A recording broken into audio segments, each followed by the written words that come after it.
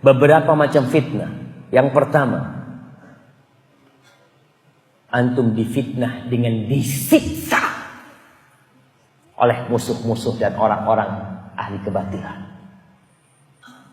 Seperti saudara kita di Rohingya, seperti saudara kita di Aleppo.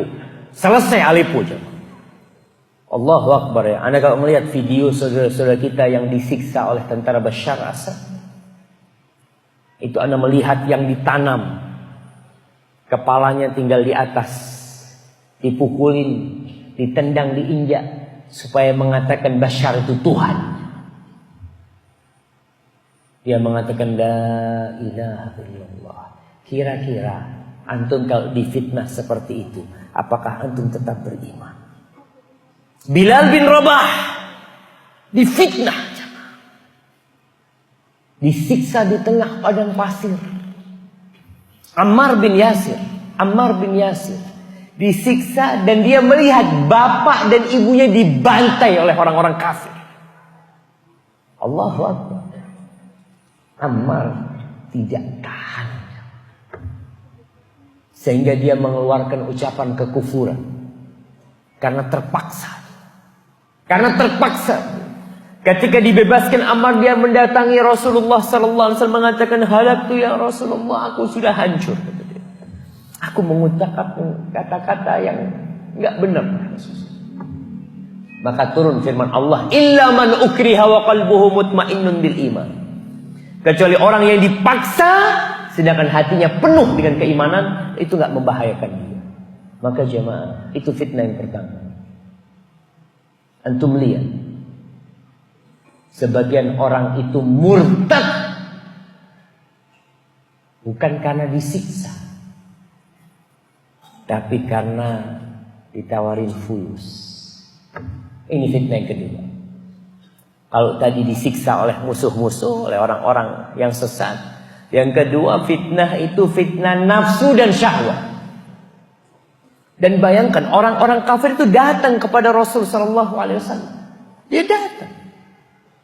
Dia mengatakan, ya Muhammad alaihi salatu wassalam, kalau engkau ingin perempuan, kita akan nikahkan engkau dengan 10 wanita paling cantik di Mekah. Orang-orang sekarang difitnah, dikasih perempuan yang awalnya imannya tegar. Gak apa-apa kan. Kan anak menikahi, kata dia. Siri, kata dia, gak apa-apa. Sahih jemaah. Wallah, kita gak tahu ketika difitnah dengan wanita. Ada yang syahwat-syahwat perut, ada yang syahwat-syahwat kekuasaan. Ada orang yang siap menggadaikan imannya demi kekuasaan, demi dia menjabat jabatan. Sebagian orang berangkat ke dukun, cari wangsit kemana macam-macam, agar dia mendapatkan jabatan. Ada yang harus mengorbankan anaknya jadi tumbal, macam-macam dia lakukan. Untuk apa? Untuk jabatan. Dan itu fitnah. Kemudian yang ketiga, fitnah yang berat buat kita.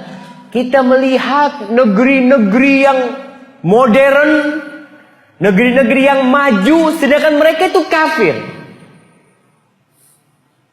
Itu umat Islam terfitnah. Gimana, kata dia? Ini orang kafir, tapi modern. Apa yang menyebabkan mereka itu maju negerinya? Kadangkala sebagian tokoh umat Islam, ulama-ulama umat Islam dari Indonesia, belajarnya ke Kanada, ke McGill. Ini fitnah. Kenapa? Dia berpikir, kok bisa negara itu maju? Kalau engkau belajar ke McGill atau ke Sorbonne atau Chicago, kau belajar teknologi, pulang bawa teknologi, nggak apa-apa. Tapi kau belajar ke Chicago, pulang bawa Islam Chicago. Ternyata Islam di sana lebih keren, jemaah. Masya Allah. Gurumu siapa? Guruku fulan. Yang ada yang Yahudi, guruku, ada yang Nasrani, ada yang Buddha, macam-macam. Terus kau dapat Islam dari mereka? Iya. Ternyata Islamnya lebih bagus. Dan itu yang sedang digalakkan sama Amerika. Amerika itu membuat model Islam yang dia ingin terapkan di semua negeri Islam. Islam itu namanya Islam liberal.